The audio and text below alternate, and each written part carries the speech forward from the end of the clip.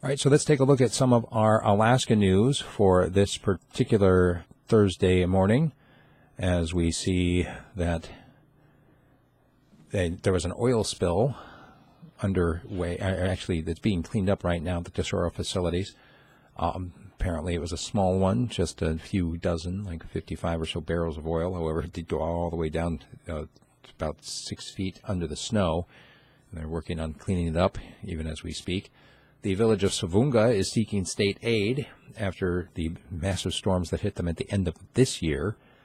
Also, a new report out saying that the State Department of Corrections is not going to investigate the circumstances leading up to the pedestrian's death that happened on Sunday. If you recall, the girl had been picked up, 21-year-old had been picked up for suspicion of drunk driving.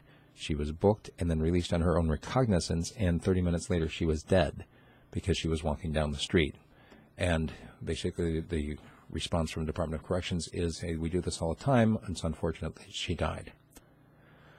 The city of Anchorage has settled a lawsuit with Eklutna Inc. for $575 million.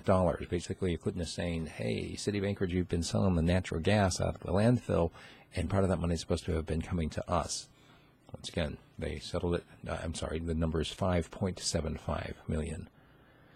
An Anchorage man who was caught with explosives as a felon who's not allowed to have explosives was just sentenced to jail. And a third person has been charged in the December shooting here in Fairbanks. Apparently, more details coming out. The man that got shot was shot as he was attempting to buy back meth that he had left in the car of the suspects who shot him.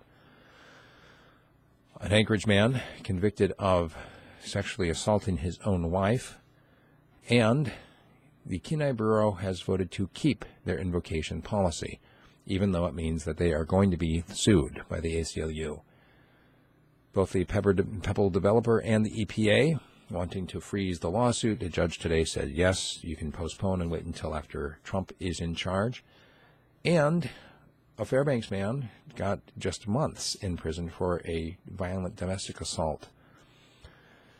A man who was missing on the 1st of January was found dead in a snowbank near where he was missing. And yet another eruption out of the Bogoslav volcano. Also, a petition has been filed against the anti-discrimination ordinance that Anchorage just passed recently. This one basically that says that you're not allowed to discriminate on someone based on their LGBT status or whatnot. And the group, it's the Mineries. You may have heard the name Jim Minery. He's been an outspoken conservative activist. He basically says right now there's no protection for somebody who has religious beliefs, and so they want that language now included. Lastly, if you're in Fairbanks and you're dealing with snow, they're saying they're hoping to get it all cleaned up by the end of this week, this even as more snow is on the way. Something to think about, especially if you have a car that's still covered. They want all the cars off the streets. Good luck.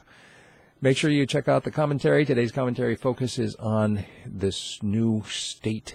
It's actually State Department division. I don't know if you want to call it that, but basically it's the Ministry of Truth from 1984. I swear to you, you just read it for yourself, and I'll give you all that in the commentary section. You like what I'm doing, support me either through Patreon or through a direct subscription at radiofreespeech.com. Thank you.